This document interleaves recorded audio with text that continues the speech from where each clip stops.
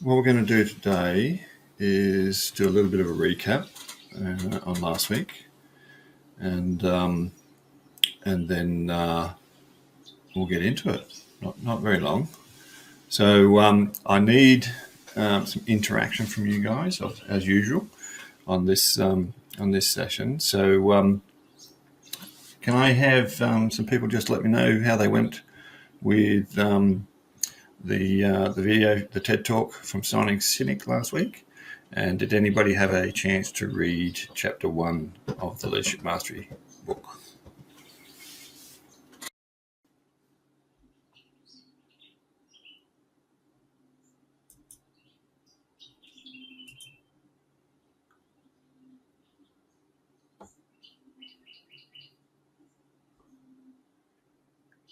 Can you guys hear me?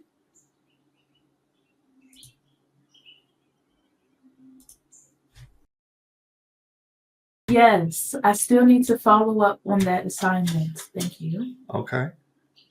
That's all right. I've got a reminder at the end of this lesson about the assignments as well, so that's okay.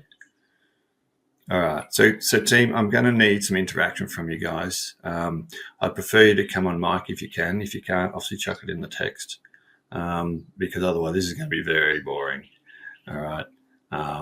This is learning's a two-way street. It's never a single occupation, both with yourself and if you're in a class like this. Okay.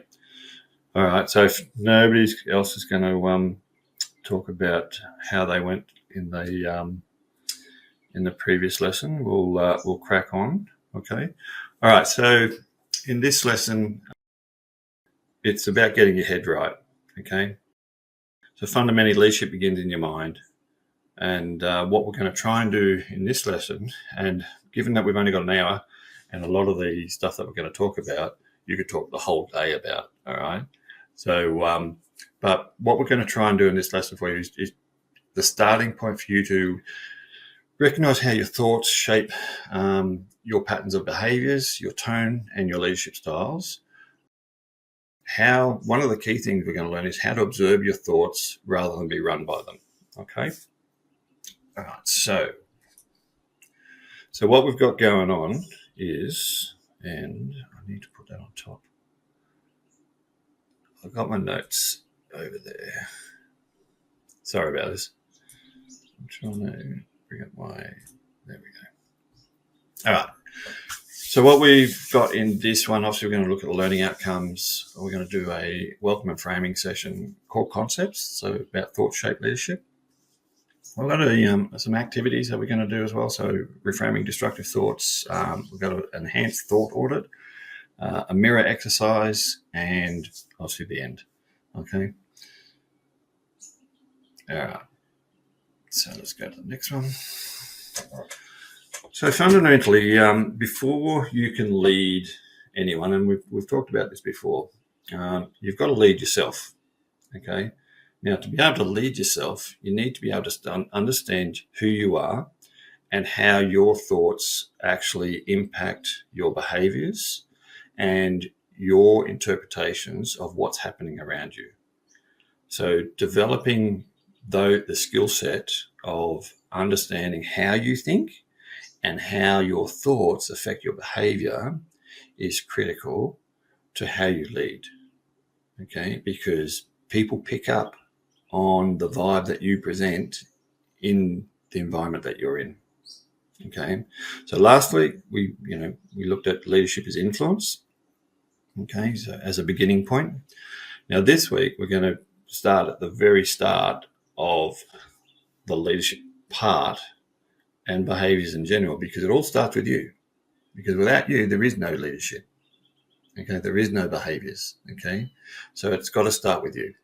And the things that drive you are your thoughts. Okay, because they drive your emotional state. Your emotional state drives your behaviors, and those things combined together result in the environment that you live in. Okay, so everything you've thought and done up to this point has shaped where you are now. All right. Now, if any of what I've just said is a trigger and go, no, I was shaped by this and I was shaped by that, then that's a denial process, all right? Because in all things, you are a participant, all right? And your thoughts, emotional state, and behaviors in those environments that you've been in have resulted in where you are today. And yes, you can blame others, but a leader doesn't blame others. A leader looks for the solution within themselves to drive a solution that's better suited for themselves. Okay? So part of what we're going to do is about focusing on our thoughts, reframing our thoughts. We're going to look at self-talk and act like an internal, which all of those things give you an insight into where you're at this moment. Okay, and these things that we're going to be talking about are a continual process. You never stop doing these things. Okay, so as I said before, when you walk into a room or walk into a space, what you've got going inside of you is on display. And if that's a chaotic space, then you're going to present a lot of chaos in the environments that you go into. But if that's more calm and measured, people pick up on that. You will be more confident with yourself. And so the room will respond to that. The people around you will respond to that. Does that make sense to you guys? Any questions on that? All clear so far. Okay. Thanks, Dexter. One more. Any other? Nope. Okay. Actually, before I go on, is this all clear? Like you can see the slides all clearly? Yeah. Yeah. Excellent. Excellent. All right. So fundamentally, thoughts shape leadership. The reality is thoughts shape everything. Okay. And I'm going to touch on a bit later what, if you were in Seth's live the other day about manifestation, I'm going to touch on that a bit, probably after we've done all the slides here. I'm going to touch on what, how that is, that statement there is so important to where you want to be as a person and as a leader. All right. So we've already talked about these things. So what's next? Okay. So I want to give you a bit of an example in the business sense of how thinking can change the outcomes of things. All right. So I've got a little bit of a spiel on this. So does anybody know about the Toyota Georgetown plan? No. All right. So let's. Okay. Thanks. So let's just have a look at the statements I got here. So Toyota Georgetown plant, back in the early, probably mid-1990s through the early 2000s, started meetings listing problems, which resulted in a heavy atmosphere. Now, why do you think if you start a meeting listing problems, it would create a heavy atmosphere? Because nobody's talking about solutions. Yeah. Your mood influences others. Yeah. It sets the tone for the whole thing. Like usually people start with what's kind of the biggest, most important point. Yeah. All right. So right now, I've presented you guys with a question, and you guys have started thinking about it, yeah? So when you present a problem at the beginning of the meeting, people's brains start thinking about the problems.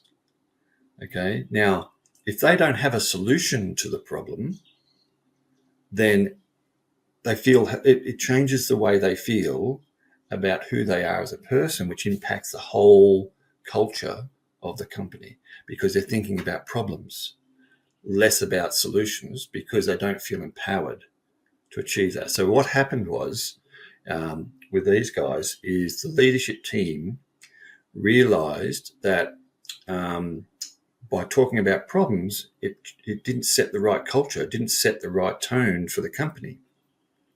And so what they did was switch to improvements first. Okay, now why would that be significant? And I'll explain what actually happened shortly. Why would that be such a, why would that make a change? I think it would change people's moods. Instead of starting with something negative, which would transfer negative energy, we start with Yep. something positive that transfers that positive energy. Yes, that's correct. All right. Because happy people are generally more productive than people that are, not in a great mood. Okay, so let me just, I've got a bit of text here I'm going to read to you.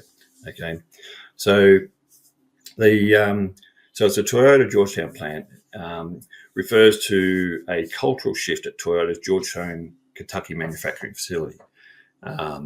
But this didn't occur like in one meeting. It happened over a period of time, because what actually happened, there was a cultural shift that took place during the mid-1990s through early 2000, when Toyota Manufacturing Kentucky was refining its US implementation of the Toyota production system. So while the exact date of the meeting format change is not pinned to a single date, the improvement first approach emerged as a part of Toyota's ongoing Kaizen and Hoshin Kanri cycles that matured through the late 1990s. So what they did, is the leaders at Georgetown that realised that beginning daily stand-ups with defects, bottlenecks, rework, shortages created a psychological climate of deficiency. So they shifted the opening sequence to one improvement from the previous shift, one team win, then problems, issues, countermeasures. This adjustment aligned with two core principles, which was respect for people, which improved the improvements fuels morale, and morale fuels quality and consistent. And then the Kaizen is small wins create momentum for larger problem solving. So why is this important in the leadership space and for you individually? Nick, I can't hear you, mate. I think it kind of goes into what you were kind of describing. It shifts the culture by focusing on solutions. So when you start with improvements, people are thinking about what they can do personally as well to solve problems. Yep. Sorry about that. Yeah, that's correct. You're right, Dexter. Now, let's bring that into yourself. Okay.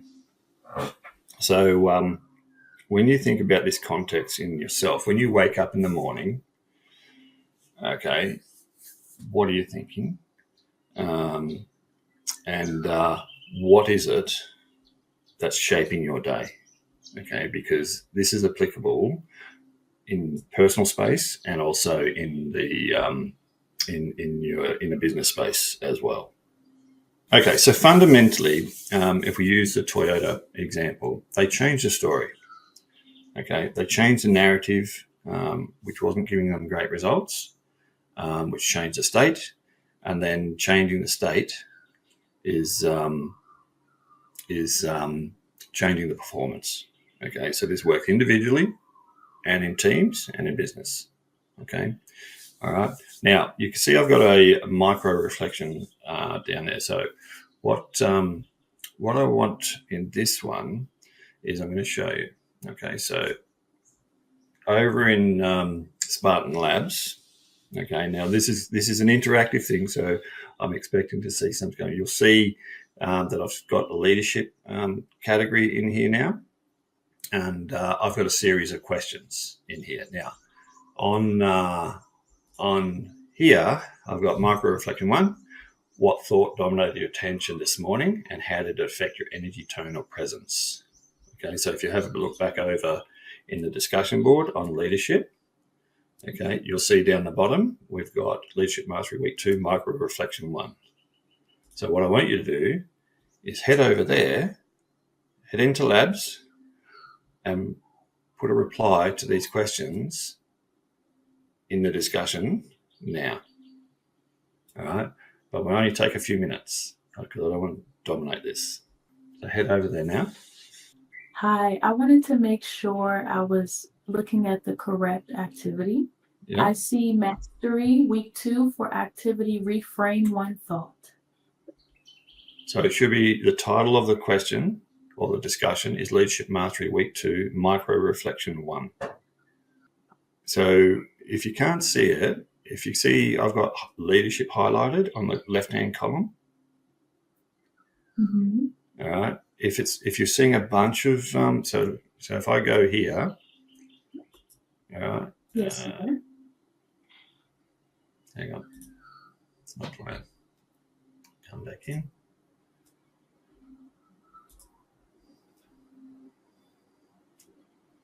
So if you see my my screen now, that's with no filter applied. So leadership category is a filter. It should be the 4th one down, which says Leadership Mastery Week 2 Micro Reflection. If you're seeing a whole bunch of other stuff, click on leadership, and what it should do is do these 4 questions. Thank you. That was a great help. Yeah, that's okay. I see it clearly. Thank you. Yep. Thank you for that, Dexter.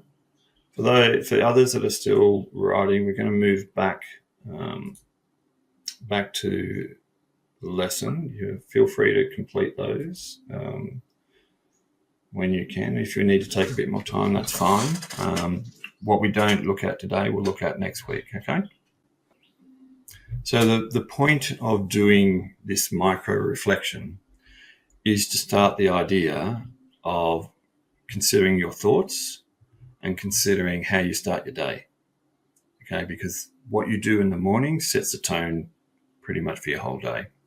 And if, like Dexter was talking about, he's mapped out a few key things that he needs to discuss to carry out that day. And there was a couple of ones less as important that weren't mapped out and didn't get done.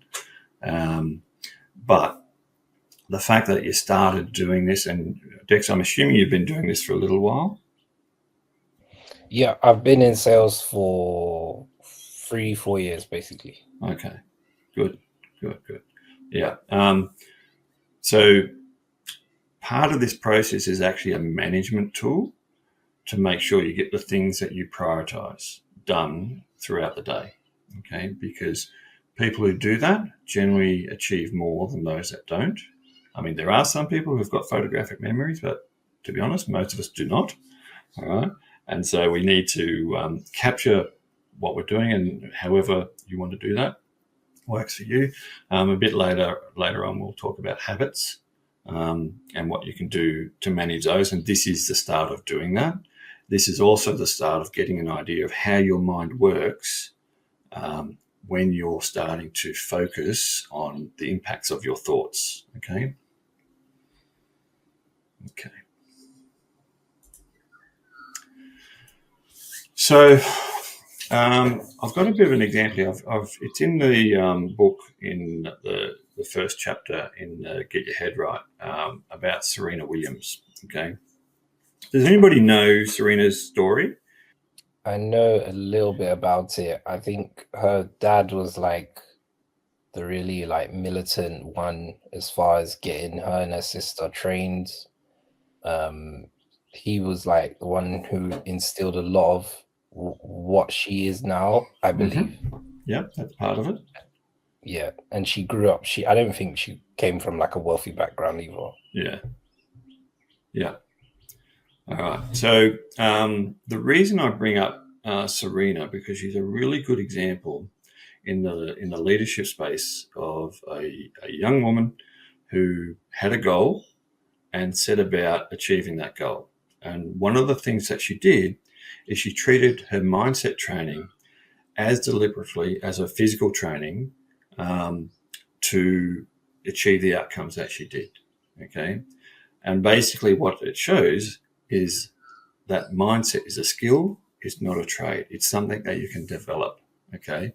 Now, I'll come to the activity in a moment, all right? But I've got a little bit of a spiel that I want to talk to you about with regards to Serena, right? So with Serena, what she did is, and she's spoken about this in interviews, she uses visualization before matches. Okay, so in your context, if you've got an end goal, okay, see the end result. Okay, see what you are going to achieve in your mind. Okay, so what she did, she sees herself serving perfectly. She imagines high pressure points and she works through those. It's part of this is part of the thing that we'll do when we talk about dealing with crisis things. All right, she rehearses how she responds to setbacks, and she visualizes winning moments.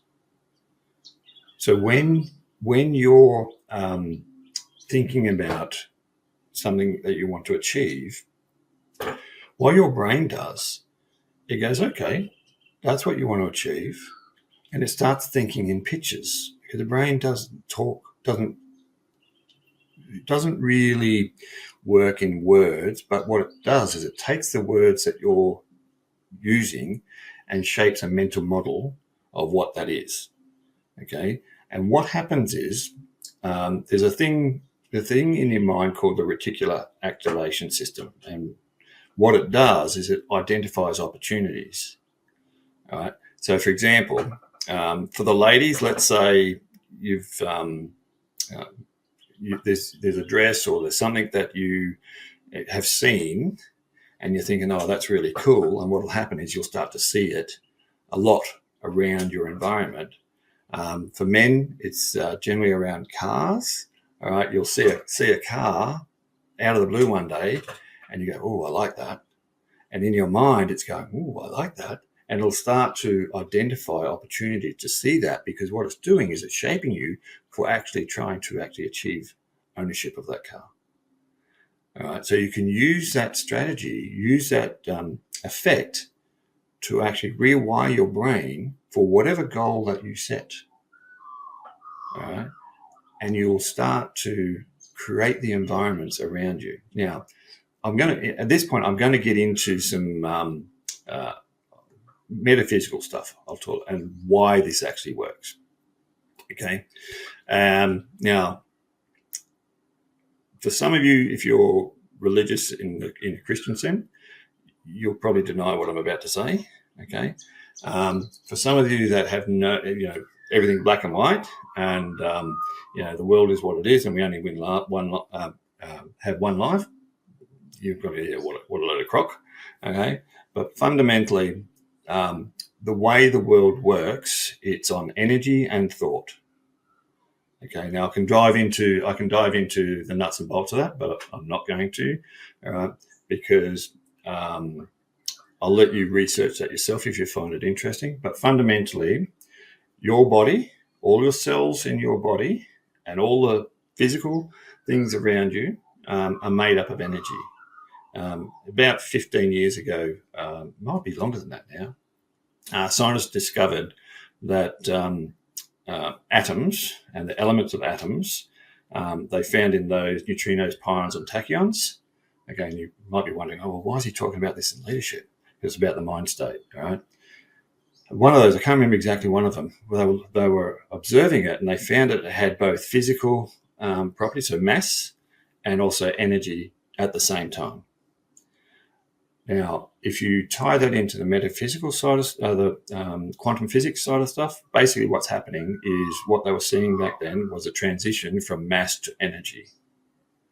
All right, so you go, well, hang on, why is that important? Because what tells energy to be what it is? If your bodies are made up of this energy and the physical things around you are made up of this energy, what tells it to be what it is? Now, in religious circles, they'll say, hey, it's God. God is the one that shapes it. But the reality is we are all a part of what I call the Father, or consciousness. And consciousness is the thing that makes everything what it is. All right? And your mind is conscious and is part of consciousness, which means you have the ability to shape energy. And you do that by using your thoughts. Your thoughts are what shapes energy. Okay, so this is why it's really important that you monitor your thoughts, because they are shaping your environment. They are shaping who you are. They are shaping what your behaviors are. And there's some fairly deep reason for that, because in essence, what you're here for on this planet is for the experience of life, whatever that might be. And in this essence, you're learning to become leaders, or the reality is you're already leaders, but you're taking it up to the next level. Okay. And by understanding how your thoughts impact your environment, you can take control of your environment and shape it to be what you want to be. And this is why the visualization that Serena's talks about is so important for your environment, because what it does, it prepares you for your environment. Okay, so you can actually visualize the future you in all its essence, every part of it, what you want to become. You can then set up a plan to become that. Now, your brain will already start to do this once you set it as a goal. And the way that happens is you need to get your emotions involved. So you have the goal. I want to be this. You can't pay lip service to it. You've got to fully embody it to become that you envision yourself to be. So what you do is you use a visualization, and you actually try and get into it as much as you can, and practice getting into it as much as you can, because the more you do it, the stronger the effect is on the energy around you to create those changes that you're seeking. Does that make sense? Yeah, from my perspective, makes complete sense. As far as it's sort of like you are what you think about. Like if you're around negative people, you're gonna be the next negative person. If you have five Yeah. friends, you're the sum of your friends, that type of stuff. Yeah. Anyone else? All right. So what we will do now, I hope you get the importance of actually spending time to get to know what's going on inside your head. It's critical that you understand how your mind works, and you begin to do some of these practices on a regular basis, because otherwise you're not going to achieve, or you'll move in the direction that you've got, but it may not be as quickly as you want. You may go backwards. All right. And when that happens, that's the opportunity to find out what's going on in your head. All right. Because it's your actions that drive the direction that you want to go in. Okay. And it will always go in the direction based on what's going on in your head. Okay.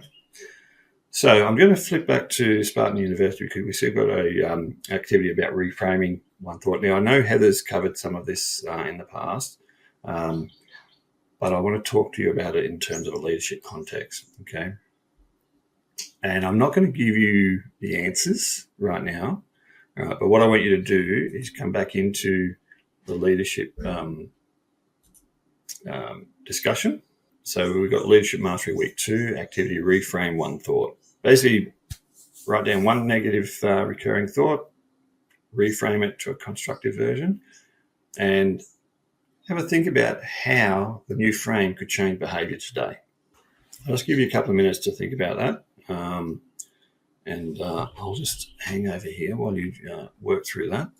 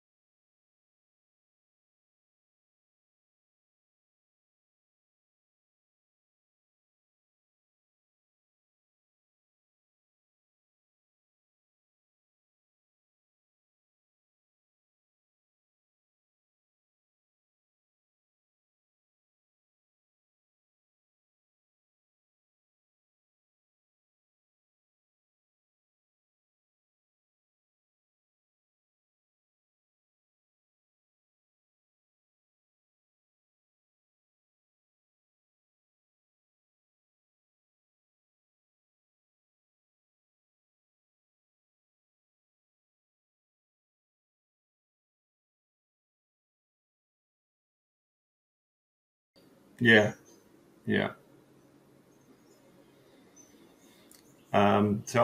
So I would start there, and develop the idea that you can do it, that you have the skills, you have the capability, and if you don't, you're going to work it out anyway. All right. Whatever it is you're trying to work toward, you're going to come across. This is a common thing that happens: is people want to be X above where they think they are right now. But the reality is there is no higher level or lower level. You're just who you are. So be who you are and have confidence that is where you need to be. And when you get these triggers like this, it's an opportunity to grow.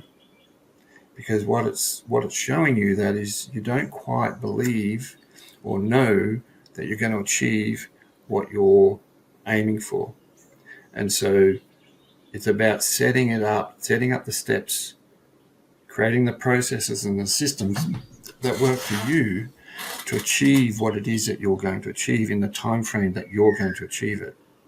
Because remember, every single one of us are individuals, and we are on this journey as we need to be on the journey. Nobody else can tell you what you need to do. You have to work that out for yourself. You need to be the one to decide, and you will fail. You will perceive you have failed. But failure is never a failure. It is always an experience that you've learned how not to do something.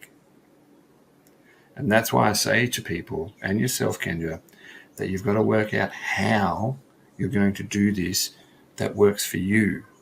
And doing these exercises that I've discussed here is one way that you can do that. It's not the only way, but it is one way. And my goal for you guys is to learn the way that works for you. So I've given you the mirror exercise. You might find journaling is better for you than doing this. But it all starts in your thoughts. It all starts with the ideas that are percolating in your head. And it's about taking the actions to build the confidence. Because confidence comes from learning about something, exposure to something, to develop the experience. I've talked about that last week. All right? And that's how you build your confidence with these things. So that's where I would start. If you don't have the education for the thing that you're trying to achieve, then pull sources, talk to people that have been where you want to be. Ask them, hey, what did you do? Just know when you ask people about their perspective, it is their perspective. It is not yours. It is their experiences. You haven't had their upbringing. You haven't had all the things that they've done. All right. So they're talking from their experiences. So you've got to interpret what they're saying as how it works for you. It's much like I'm doing here. I'm sharing my experiences with you guys, okay? But you have to decide what fits well with you. And what happens is your body, if your mind doesn't see it, your body will recognize what's right for you. So when you get those, hairs on end, sometimes it's a warning, but sometimes it's saying to you, or the chills, sometimes it's saying to you, this is the right thing for me. All right? So when you're doing the mental observation and you get the chills, there's a truth in what you're thinking about right there and then. All right? And so you can use that to build trust in what you're trying to do. And if you've got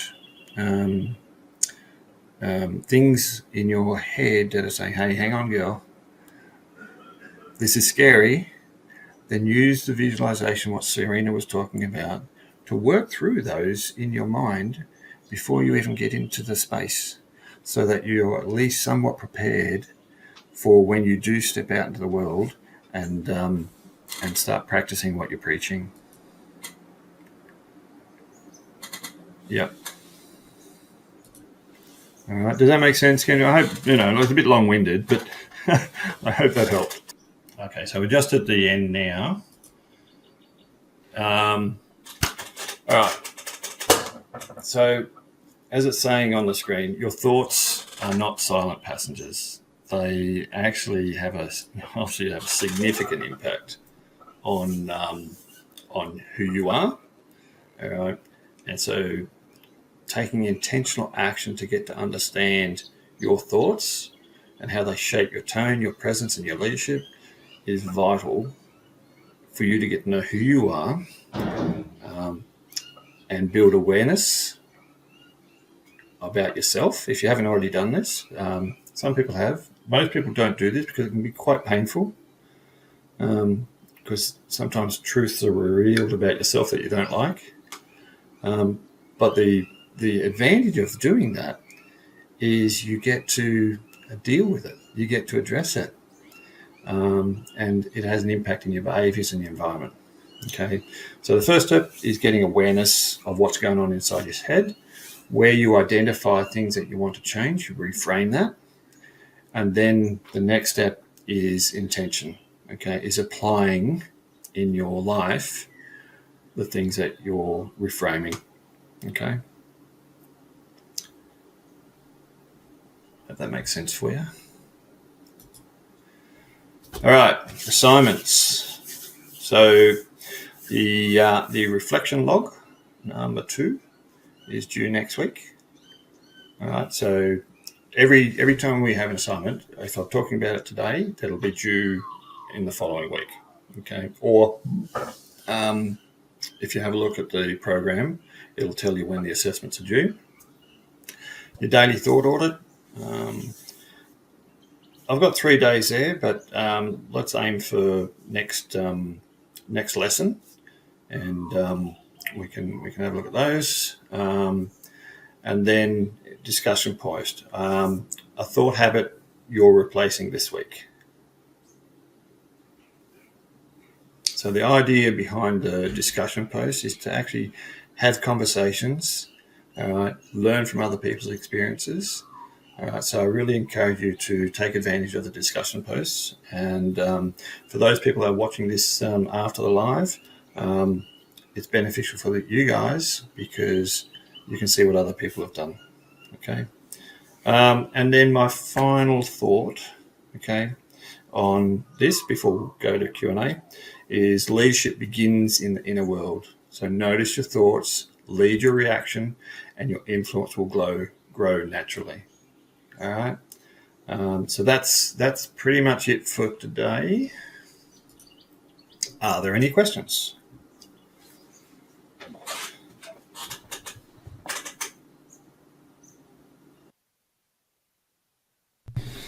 Okay, team, if there's no more questions or any questions, I've either done a really good job or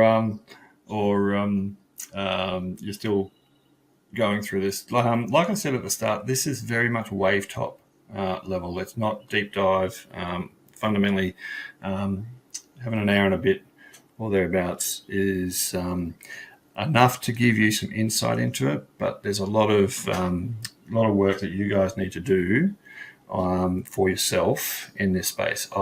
In this lesson, I've given you some concepts for you to apply for yourself. It's up to you whether you do that or not. I highly recommend you take the time to implement some of these. And I just want to close off around the manifestation stuff because it leads into it's part and parcel of what we've talked about today. The essence of manifestation is visualization, fully immersed visualization of what you want to achieve so that you physically feel the effects of what you want to achieve. You've got to get the emotions involved and you've got to get the physical body involved in what you want to achieve. Now, most people who do the manifestation stuff don't do the emotional stuff. They just visualize it and that's it. If you put the emotions into there and the physical feelings of achieving what you want to achieve, then what will happen is the speed of things will move quicker because you're fully invested. And the key is knowing, all right? Know that you're going to get the result. I don't mean fake it till you make it either. I mean, in your visualization, know that this will be achieved.